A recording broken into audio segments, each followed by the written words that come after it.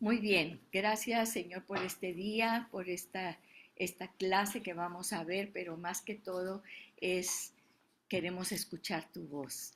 Te pedimos que abras nuestra mente, pero no nada más nuestra mente, sino nuestro corazón, para que podamos ir rompiendo esos paradigmas que tanto pues nos alejan de ti, Señor, de tu bendición y de tu provisión, Señor. Así que estamos en este curso, Dinero y Posesiones, la búsqueda del contentamiento. Y yo sé que muchas de nosotras, yo la primera, hemos sido confrontados por esto que dice la palabra de Dios acerca del dinero y de las posesiones y de cómo funciona nuestra mente y cómo quiere Dios que veamos todo lo que Él nos da, porque a final de cuentas todo proviene de Él, ¿verdad? Entonces, ya vimos en cuanto al rey David, que él pone toda su fortuna ¿para qué? Para construir el templo de que Salomón, su hijo, iba a construir, ¿sí? Y Dios él tenía ese deseo ardiente. Ahora tenemos que pensar en el concepto de que quiénes somos, quién es el templo, cuál es el templo y qué estamos construyendo en nuestros hijos. Entonces vamos a ver, ya hablamos de quién es Dios para David, que él conocía verdaderamente a Dios, sabiendo que todo proviene de su mano. Y dice en Primera de Crónicas, vamos a hablar del 29, del 17 al 20.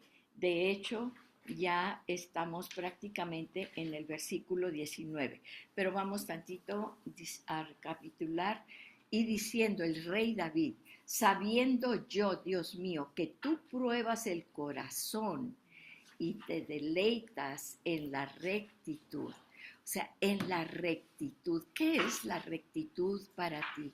¿Sí? Probar el corazón y tú te deleitas en ser rectos. ¿Qué significa para ti ser recto? ¿Sí? Yo he ofrecido voluntariamente todas estas cosas en la que integridad de mi corazón. Primero voy a leer todo el pasaje y luego lo vamos a desmenuzar. Y ahora he visto con alegría a tu pueblo y está aquí a hacer sus ofrendas a ti voluntariamente. Oh Señor, Dios de nuestros padres, Abraham, Isaac e Israel, preserva esto para siempre en las intenciones del corazón de tu pueblo y dirige su corazón hacia ti. Y da a mi hijo Salomón un corazón perfecto para que guarde tus mandamientos, tus testimonios y tus estatutos, para que los cumpla todos y edifique el templo para el cual he provisto. Entonces David dijo a toda la asamblea, bendecid ahora al Señor vuestro Dios. Y toda la asamblea bendijo al Señor, al Dios de sus padres, y se inclinaron y se postraron ante el Señor y ante el Rey. Y bueno, vamos a ver este pasaje. Y este pasaje estamos viendo la prueba del corazón. Muchas veces decimos muchas cosas y hacemos muchas cosas, etcétera. Pero lo que a Dios le interesa es dónde está tu corazón y cómo se manifiesta eso en las posesiones que tienes y cómo manejas el dinero y todo lo que nosotros hacemos en cuanto al dinero, ¿sí? Estuve en un curso el día de ayer precisamente, que es un curso entre el IPADE, junto con el IPADE y Rotarios, acerca de la prueba cuádruple, ¿verdad? En Rotarios tenemos una prueba cuádruple. Es la verdad, es equitativo para todos los interesados. Estamos hablando de negocios, ¿sí? Creará buena voluntad y mejores amistades y será beneficioso para todos los interesados, ¿verdad? Entonces, esa es la prueba cuádruple y estábamos haciendo precisamente la ética en cuanto a la ética en los negocios. Este es en cuanto a los negocios. Y comentaban, ¿verdad? Pues son grandes empresarios, etcétera, manejan volúmenes, etcétera. Y dice, es muy difícil ahora en el mundo en que vivimos, sí, que haya ética en los negocios, porque muchas veces decimos una cosa y dice, y yo les decía, vamos a hacer algo, vamos a retar a todos los rotarios que van a tener esa prueba cuádruple en sus empresas y sus negocios, porque toda la gente que entre a hacer negocios con ustedes van a leer eso, ¿sí? Y entonces ahí sí va a ser una prueba para Regina. y mantenerse en todo, en esa ética. Todo eso, adivinen de dónde viene la prueba cuádruple, de 4 cristianos que se juntaron y se juntaron en la amistad, pero en esa amistad, la amistad iba por delante.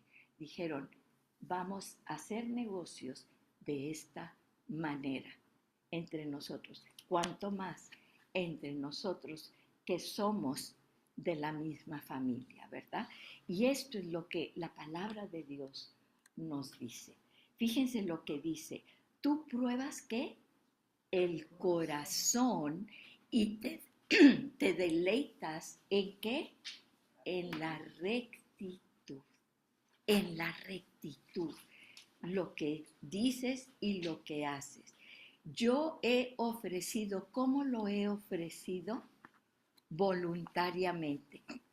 Muchas veces la gente viene y me dice, y el diezmo y las primicias y esto y lo otro. Dije, mira, ni preguntes. Dios ama al dador alegre, ¿sí? Porque ya lo vimos, te causa alegría, alegría, el compartir lo que Dios te ha dado con los demás y sobre todo la familia, ¿verdad? Y hay ciertas reglas que los judíos sabemos que siguen en cuanto a eso, ¿verdad? Entonces, ¿en qué se deleita el Señor? En la rectitud de lo que hacemos, en la rectitud de lo que hacemos. ¿Y cómo ofrecemos las cosas? Repelando, ay, van a venir y no sé qué les voy a dar y que no me salga tan caro. ¿Cuál es la alegría? Fíjense, ofrecido como voluntariamente. Es un acto de voluntad, ¿sí? Es un acto de voluntad que sale de un corazón. ¿Cómo es ese corazón? En el versículo 17, ¿en qué? Íntegro. ¿Qué es la integridad? Sí, que tú hagas como dices, ¿sí? Dentro de lo que Dios es. Y eso te produce, ¿qué te produce? Alegría, ¿sí? Acuérdense lo que dijo que David, que al él dar, prácticamente ustedes saben lo que dio, ¿verdad? No sé cuántas toneladas de oro y de plata, piedras preciosas. Dios lo había bendecido. ¿Y ustedes creen que David se quedó pobre, el rey de Israel? Claro que no. Ahorita vamos a ver el fin de David. Dice, yo he ofrecido voluntariamente todas estas cosas en la que integridad de mi corazón. ¿Y cuál ha sido su recompensa? Ay, ya me quedé sin nada, ¿cómo le voy a hacer? Y bueno, tengo que recuperar. ¿En la qué? Alegría, alegría. Dios ama al dador alegre. Eso te da alegría. Alegría es todavía más que el contentamiento. Alegría en tu corazón al dar, ¿sí? Al ofrecer voluntariamente con un corazón íntegro. Dice, y ahora he visto con alegría a tu pueblo que está aquí a hacer sus ofrendas a ti como voluntariamente. Oh Señor Dios de nuestros padres Abraham, Isaac e Israel, preserva. Eso es lo que la oración de el rey David, que conservara ese pueblo la integridad de sus intenciones. Preserva esto para siempre en las intenciones del corazón de tu pueblo. ¿Y qué les dije? ¿Qué les decía? ¿Reponles todo lo que han puesto? No. Dirige ¿qué? Su corazón hacia ti. De todo lo que tú me has dado, ¿cómo no lo voy a dar? ¿Cómo no lo voy a ofrecer? Pero con un corazón íntegro. Porque cuando lo hago en esa integridad es cuando recibo el gozo del Señor. Y aquí viene algo muy importante. Siempre, yo la primera, ¿verdad? ¿Cómo oramos por nuestros hijos? Ay, Señor, dale ese trabajo, que le hagan, que le vaya bien en la entrevista y que se le haga el negocio y que... ¿Cómo oramos por nuestros hijos? Fíjense cómo oró David por Salomón. Y todos sabemos que Salomón ha sido y es en toda la historia de la humanidad el hombre más rico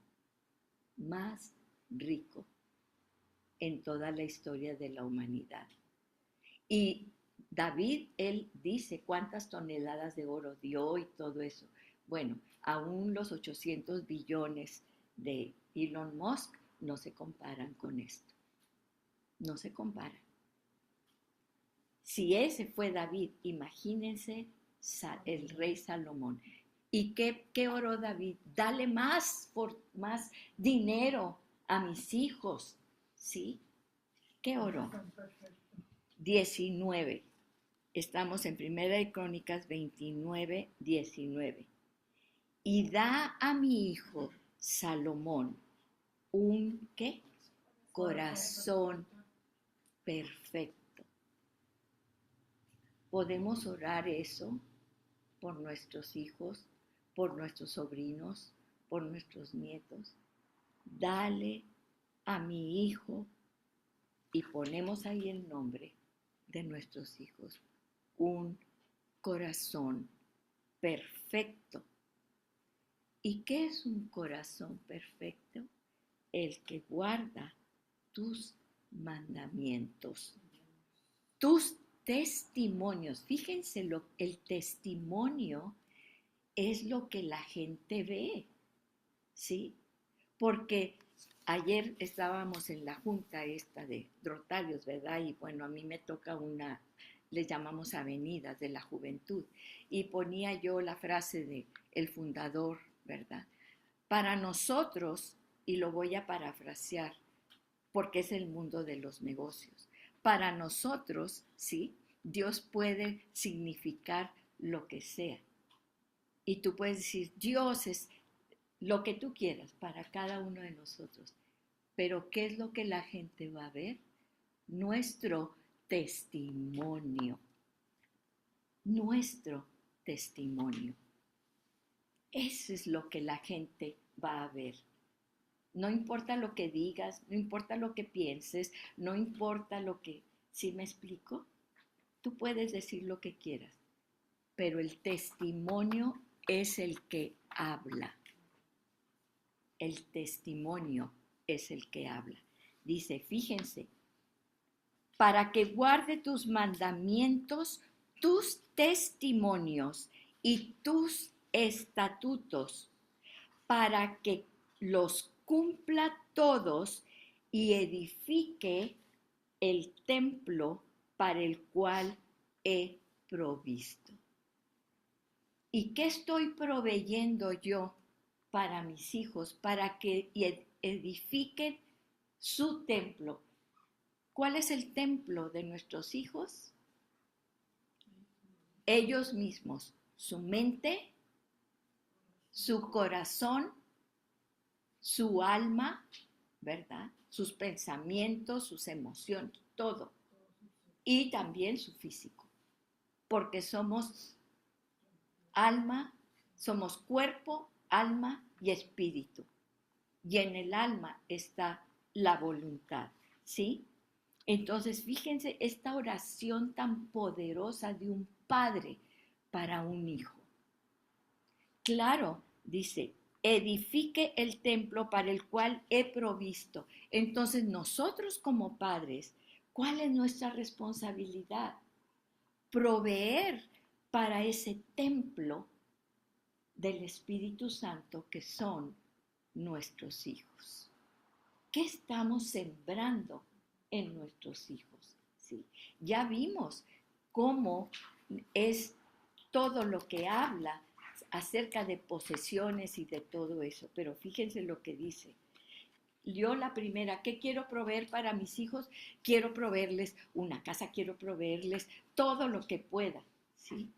Pero ¿qué es lo más importante que voy a proveer? Lo que hay en su mente y lo que hay en su corazón. Y ese es el testimonio que yo estoy dándoles a ellos. El testimonio. Entonces David dijo a toda la asamblea, ¿sí? Entonces, ¿qué les enseñó a toda la asamblea, incluyendo a su hijo Salomón? Bendigan al Señor, ¿sí? Porque generalmente cuando oramos por nuestros hijos o oramos, ¿verdad? En general, pedimos y pedimos y pedimos y pedimos. Bendigan al Señor. Bendecid ahora al Señor vuestro Dios. Y toda la asamblea bendijo al Señor, al Dios de sus padres. ¿Y qué hicieron? Se inclinaron y se postraron ante el Señor y ante el Rey. Y quiero que vean que Rey en esta instancia, ¿sí? Es con R minúscula, no es con R mayúscula. ¿Se dan cuenta? ¿Por qué? ¿Por qué? Porque David se humillaba ante el Rey de Reyes y Señor de Señores.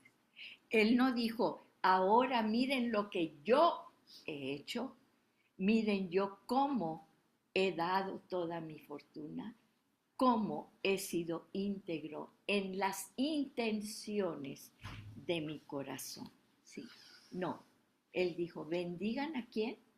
Al Señor, porque de tu mano te damos gracias y con todo la integridad de mi corazón yo lo ofrezco para construir tu templo.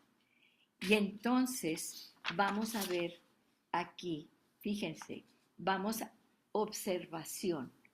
Vamos a observar el templo provisto por el rey David y construido. Fíjense, ¿quién proveyó? El rey David.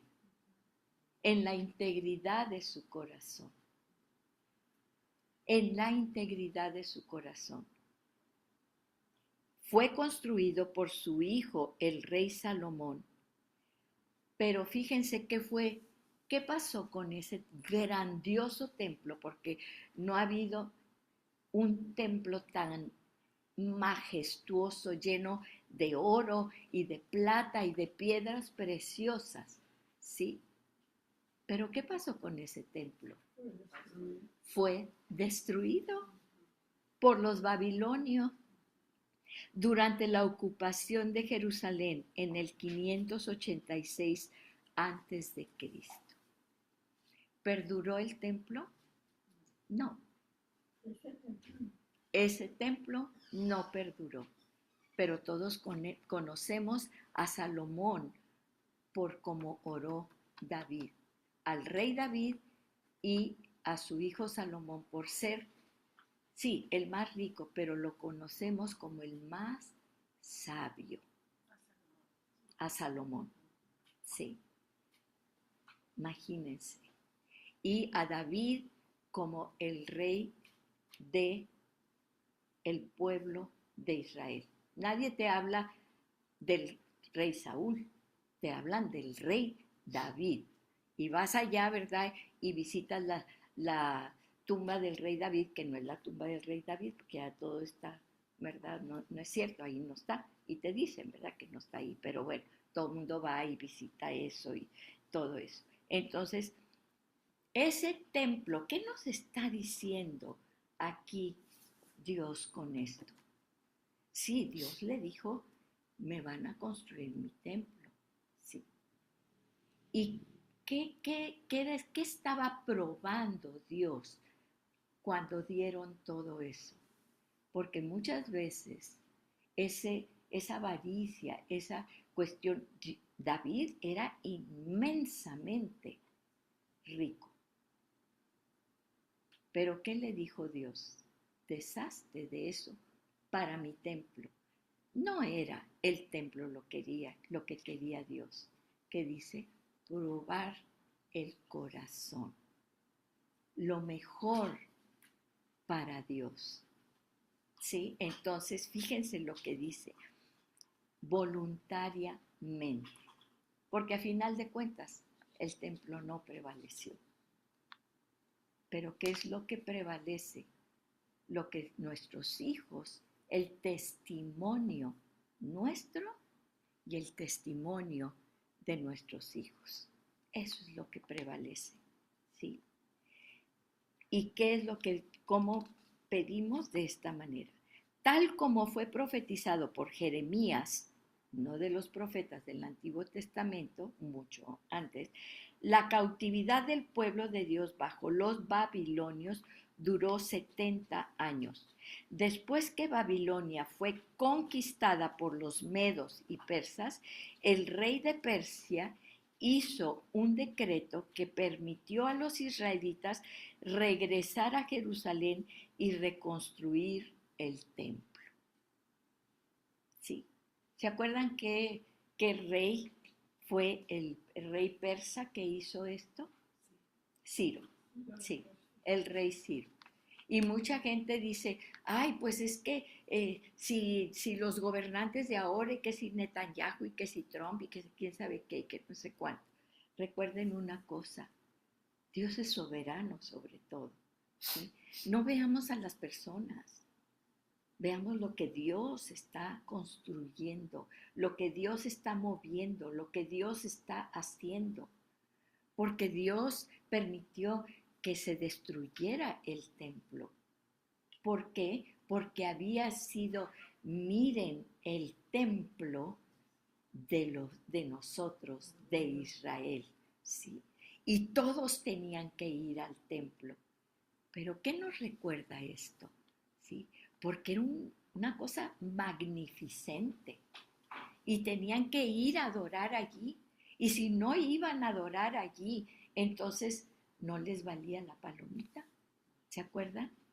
¿Y qué le dice Jesús en el Nuevo Testamento a la samaritana?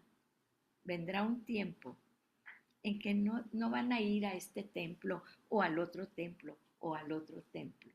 ¿A qué se refería? Es nuestro templo, el que tenemos que cuidar, ¿sí? Y entonces, fíjense cómo todo ese grandioso templo fue destruido. Y entonces dice, y empezaron permitió que los israelitas regresaran a Jerusalén y reconstruyeran el templo. Y vamos a entrar en otro libro que es el libro de Ageo. Y vamos a ver qué pasó después de eso, ¿verdad? Vamos a ver qué pasó. Primero vamos a ver cómo terminó el rey David sus años, su tiempo, y luego entramos a esto. El libro de Ageo fue escrito después de que el remanente de los judíos exiliados regresara de Babilonia. El trabajo de reconstrucción del templo empezó en el 536 a.C., pero se detuvo 2 años más tarde en el 534 a.C. Y Dios envió al profeta Ageo para hablar a su pueblo. Y ahorita Dios nos está hablando mediante su palabra. Vamos a ver cómo terminó sus tiempos David. Vamos al 26, al versículo 26, dice, Primera de Crónicas 29, ahora vamos del 26 al 28. Y David, hijo de Isaí, reinó pues sobre todo Israel. El tiempo que reinó sobre Israel fue de 40 años. Reinó en Hebrón 7 años y en Jerusalén reinó 33. ¿Y cómo murió David? En buena vejez, lleno de días, riquezas y gloria. Y su hijo Salomón reinó en su lugar. Muchas veces decimos, ¿cuántas veces se equivocó David? Pero cada vez vemos también el corazón de David, ¿sí? Y la recompensa de Dios para un corazón generoso que estuvo dispuesto a desprenderse de todo lo que Dios le había dicho. Todo lo que Dios le había dicho, ¿sí? Le había dado y él voluntariamente dijo, Dios puso en David que reconstruyeran su templo y lo primero que dijo David, aquí está, para que reconstruyan el templo. Y era un templo hermoso y maravilloso. Pero lo que David oró fue para que Salomón tuviera un corazón recto delante de Dios, ¿sí? Y entonces, ahora dice, el tiempo que reinó fueron 40 años. ¿Recuerdan la numerología en la Biblia? 40 años son ciclos de 40 años. ¿Cuántos años estuvieron en el desierto? 40 años, ¿verdad? Entonces son 40 años que reinó David y hubo paz y reinó David, porque dice aquí, ¿verdad? Que murió en buena vejez, lleno de días, ¿sí? Riquezas y gloria. Entonces, después de haber dado todo para construir el templo, Dios le restituyó las riquezas, porque no se aferró a eso, a las riquezas. Y su hijo Salomón reinó en su lugar. Ahora, ya vamos después en donde hay una destrucción del templo, viene Babilonia. Recuerdan que Israel es un lugar estratégico. Por eso Israel ha sido la tierra más destruida y más codiciada en cuanto a los imperios. Al imperio sirio, al imperio babilonio, bueno, yo no sé cuánto, a los medos, a los persas, a los romanos, ¿sí? A los griegos primero, a los romanos, o sea, y infinidad de cosas. Ustedes pueden medir cuántos imperios han invadido ¿verdad?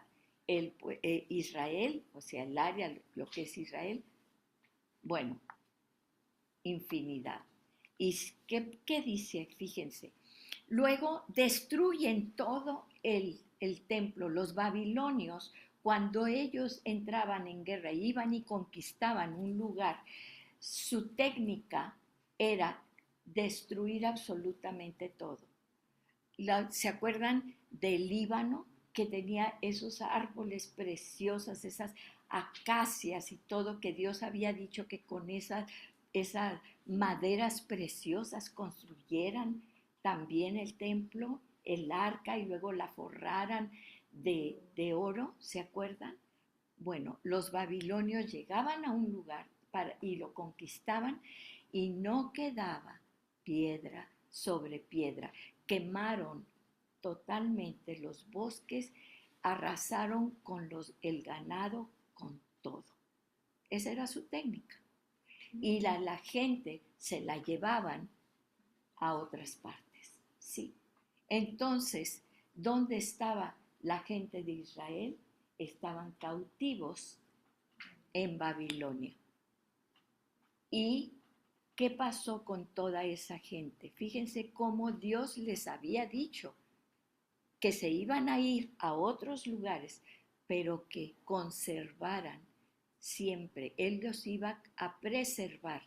Es el único pueblo que ha conservado su identidad de todos los pueblos que han sido arrasados y conquistados, porque Dios lo prometió en su palabra y los levantó y conservó su identidad. Entonces, pasan 70 años, se van para allá, recuerden, Daniel, que nunca regresó a Jerusalén, pero Daniel era muy apreciado en el imperio babilonio, en el imperio medo y en el imperio persa. O sea, imagínense, tan sabio era Daniel, que los tres imperios lo conservaron como su consejero. Y entonces, ¿qué sucede? Que a los 70 años, como había sido profetizado por Jeremías, ¿sí? Entonces hay un remanente que regresa a Jerusalén y ve que Jerusalén está completamente destruido. Y entonces empiezan a regresar y empiezan a reconstruir el templo, porque eso era para lo que habían sido llamados a Jerusalén. Pero ¿qué pasó? Vamos a ver por qué manda Dios al profeta Ageo. Dice Ageo 1 del 2 al 14. Y entonces dice, así dice el Señor de los ejércitos, ya habían regresado. Acuérdense, el libro de Ageo fue escrito después de que el remanente regresara de Babilonia, y empiezan la reconstrucción del templo en el 536 a.C., pero se detuvo 2 años más tarde, en el 534, y envía a Ageo. ¿Y qué les dice? Así dice el Señor de los ejércitos, este pueblo dice, no ha llegado el tiempo de que la casa del Señor sea reedificada. Entonces vino la palabra del Señor por medio del profeta Ageo diciendo, ¿por qué creen ustedes que decían, no ha venido el tiempo? Es que todavía no tengo el dinero. Cuando tenga el dinero para dar, para que pueda yo aportar, ¿verdad? No ha venido el tiempo, dice, para que la casa del Señor sea edificada. Entonces vino la palabra del Señor por medio del profeta Ageo diciendo, ¿es acaso tiempo para que ustedes vivan en sus casas muy elegantes mientras mi casa está desolada? ¿Qué está diciendo aquí? Se preocupan mucho por su casa externa. Yo voy por la calle y hay como unos 5 eh, negocios de las uñas, los cortes, para los hombres, para hacer ejercicio, para esto, para lo otro. La casa del Señor. Y espiritualmente, y espiritualmente, ¿quiere decir que vamos a descuidar nuestro cuerpo? Claro que no. No lo podemos descuidar.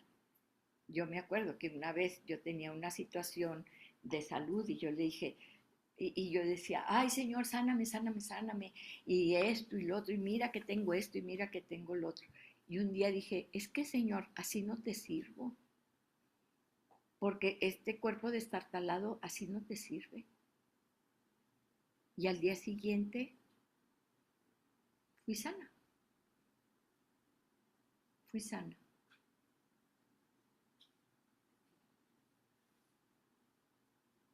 Así es. ¿Es acaso tiempo para que ustedes habiten en sus casas artesonadas mientras mi casa está desolada? ¿Qué es la desolación? ¿Qué es desolada? Sola, pero Abandonada. Nadie le pone atención. Aparte, desolada, o sea, estoy desolada. ¿Qué quiere decir? Estoy sola. Nadie le pone atención. Está destruida, sí, está en ruinas, sí, pero mi casa está abandonada, está sola, no le ponen atención. Eso es desolada. No le ponen atención. Están tan ocupados en todo lo que es su casa, sus comodidades,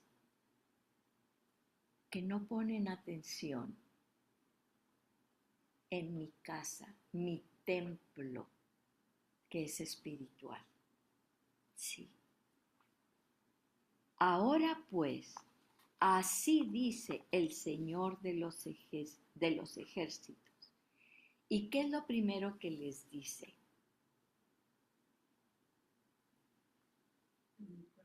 Arrepiéntanse. Consideren bien sus caminos. ¿Sí? Ese es algo, es un término que muchas veces cuando compartimos acerca de Dios, no compartimos acerca del arrepentimiento. Y el arrepentimiento no es darte golpes de pecho y decir, pobre de mí, pobre de mí, pobre de mí. No. Es decir, Señor, quiero caminar en tus caminos. Porque ¿saben qué? Nos conviene. Allí está el gozo, allí está la bendición.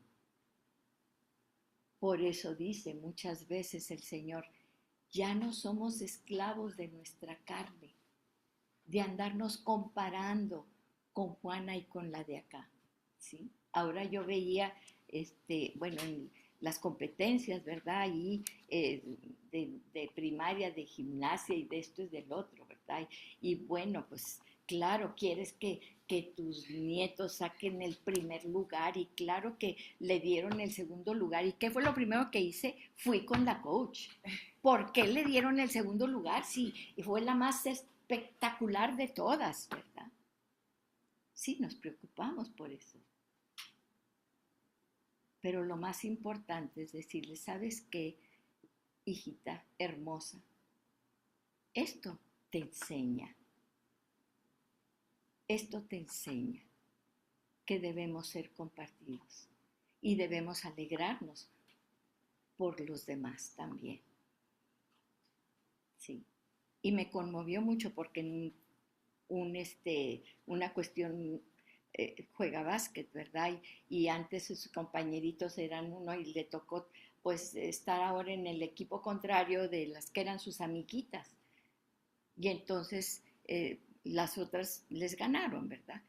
Y su amiguita va y le dice, ay, Alexa, espero que ganes el próximo partido. Wow, wow. ¿Qué le había dicho yo? Tú vas a ganar el próximo partido. ¿Sí? No, no le dije eso. Pero, ¿qué corazón? Ese es el corazón que Dios quiere para nosotros. Que enseñemos a nuestros hijos en esto, ¿sí? Dice, consideren, ahora bien, dice el Señor, primero que tienes que hacer, ve para dónde vas, ve tus caminos. ¿Son mis caminos? Dice, consideren bien sus caminos. Qué hermoso es el Señor en lugar de darnos un sopapo y, ¿verdad? Dice, considera tus caminos. Fíjense lo que está pasando. Siembran mucho y ¿qué pasa? Todo se les va entre las manos. Siembran y siembran y siembran. ¿Y qué pasa? Recogen poco. Porque Dios no está bendiciendo esa siembra. ¿Sí? Comen, pero no hay suficiente para que se sacien. Saciarse. ¿Qué es saciarse? Decir, wow, estoy satisfecho, estoy contento. ¿Sí? ¿Qué es la satisfacción? Es eso que te ensancha el pecho por dentro. Dice, fíjense, nunca es suficiente. Y eso es lo que pasa, ¿sí? Siempre están recogiendo, pero es poco, es poco, es poco, nunca es suficiente.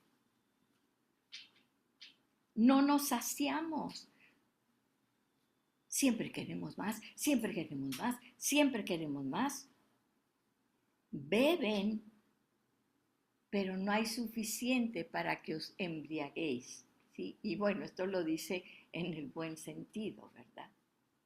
O sea, ¿qué es lo que pasa? Nunca te sientes. Y aquí dicen, entonces vamos a emborracharnos. Bueno, aquí la palabra dice que te emborraches, pero del Espíritu Santo, ¿verdad? Entonces, obviamente, te dice que no te embriagues con vino, ¿sí? Se visten, pero nadie se calienta. Nadie se calienta, ¿sí? ¿Y qué quiere decir eso de se calienta? ¿Sí? Nunca es suficiente, te puedes poner una cosa y te puedes poner otra cosa y nunca va a ser suficiente. Fíjense, y el que recibe salario en bolsa rota. Cuando te pagan, y a veces te pagan mucho, ¿y a dónde se fue? En bolsa rota. Qué cosa, ¿verdad? Cuando siempre hay esa avaricia, ¿y qué es lo que sucede? Se te va entre las manos.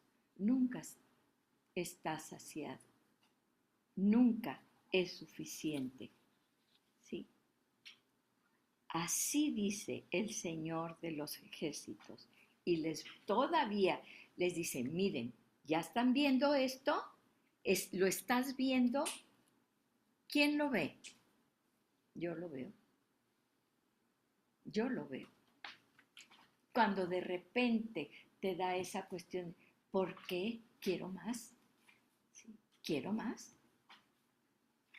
O nada más a mí me da de repente esas cosas. Y vuelve a decir, considera, considera, considera. ¿Qué quiere decir considerar? ¿Sí? ¿Es nada más acá arriba? Considerar es en la profundidad de tu corazón, de tu mente y de tu intención. porque acuérdense lo que dice el Señor. El que dice, hoy quisiera matarlo, ya cometió asesinato en tu mente. Considera cuál es tu pensamiento, cuál es tu corazón. Porque como piensas, así también es tu corazón. Donde está tu mente, donde está tu tesoro. Considera la intención de tu corazón. Y después de que les dice todo esto, o sea, estos son los síntomas, ¿sí? Y este es el remedio. Porque cuando Dios te dice, aquí hay una enfermedad en tu corazón, en tu mente, también te da la solución. Considera, ve adentro de tu corazón. Considera tus caminos. Sí. Me encanta por eso el rey David, que desnudaba su corazón ante Dios. ¿Ustedes creen que Dios no sabía las intenciones de David? ¿Ustedes creen que Dios no conocía el corazón de David? ¿Ustedes creen que aquí adentro Dios no conoce mi intención? ¿De dónde se genera ese camino que yo estoy tomando? ¿De dónde se genera esa decisión? ¿De dónde se genera eso, ese testimonio que estoy dando? Él ya lo conoce. Pero ¿por qué nos dice esto? Aquí están las pruebas. Aquí están las pruebas. Siembras, recoges poco. Comes, nunca te sacias. Sí. Bebes, siempre tienes sed de más y más. Te vistes, pero siempre quieres más y más. Recibes dinero, sí lo recibes. ¿Y dónde está? ¿Dónde está? Sí. Es una radiografía y esto me confronta a mí, a mi corazón, porque es tan fácil venderte por unos pesos más. Yo la primera. Y lo digo por mis hijos, por mis nietos. ¿Sí me explico? ¿Cómo estoy orando? Por mis hijos, por mis nietos y por mí. Dios nos confronta el día de hoy y nos dice, considera tus caminos. Considera tus caminos. ¿Sí? ¿Y qué nos dice al final? Así dice el Señor de los ejércitos, consideren bien vuestros caminos. ¿Y qué nos dice? Suban al monte, traigan madera y reedifiquen el templo, para que me agrade de él y yo sea glorificado, dice el Señor. ¿Y qué nos está diciendo? Suban al monte. ¿Qué quiere decir subir al monte? Súbete, súbete. O sea, sí. Súbete a la dimensión en donde yo estoy. Súbete al tercer cielo de mi presencia. Considera los caminos de tu corazón. Sube al monte. ¿Dónde estuvo en comunión Moisés con el Señor? En el monte santo. Subir al monte quiere decir, vete tú solo, vete ante Dios. Él sabe y conoce tu corazón. Y pídele que enderece tus caminos. porque todavía, después de todo eso, dice, sube ante mi presencia, ¿sí? Sube ante el monte santo, trae la madera y reedifica. Dice, ven y compra la madera. No, tenemos que ir al monte con Dios a traer la madera que Él ya proveyó para nuestro templo, ¿sí? Tú andas aquí con viendo que no. Súbete al monte santo. La madera ya la tiene el Señor para dártela. Reconsidera, considera tus caminos, considera tus caminos. Y dice el Señor, ¿para qué? Para que me agrade de ese templo que tú estás construyendo, que somos nosotros, y que yo sea glorificado, dice el Señor. Vamos a orar. Gracias, Señor, porque tú tienes la palabra exacta y perfecta para cada uno de nosotros. Y yo la primera, Señor, perdón, porque, Padre, muchas veces ponemos los ojos en todo lo que está aquí, en lugar de subir al monte santo, donde tú tienes la provisión. Esa provisión que es esa madera que nunca se apolilla. Por eso tú decías, la madera de acacia nunca se apolilla ni se corrompe, Señor. Gracias, Padre.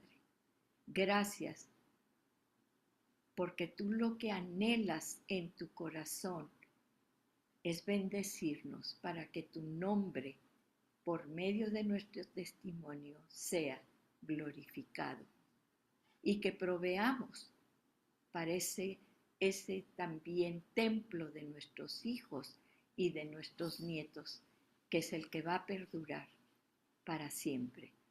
Gracias, Padre, en el nombre poderoso de Jesús. Amén y amén.